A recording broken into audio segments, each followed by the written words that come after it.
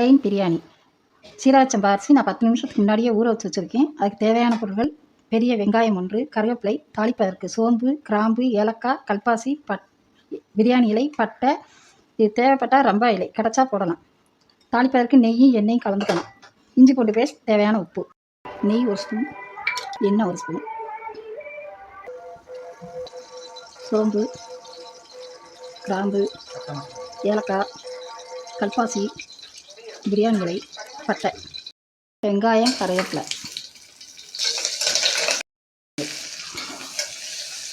Paste,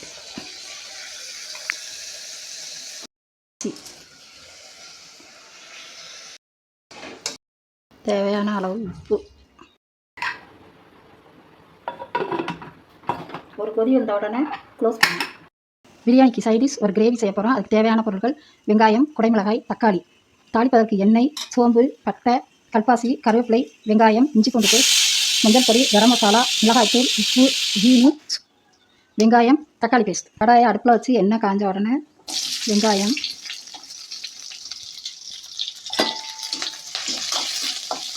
தக்காளி, இந்த கிரேவிக்கு வெங்காயம் தக்காளியை கீப்பாக கட் பண்ணிக்கணும். மிளகாயும் அதேமாதிரி கட் பண்ணிக்கணும். அப்போ தான் வதங்கின உடனே தனியாக ஒரு பிளேட்டில் எடுத்து வச்சுக்கோங்க. சோம்பு, பட்டை, வெங்காயம், இஞ்சி பூண்டு பேஸ்ட்,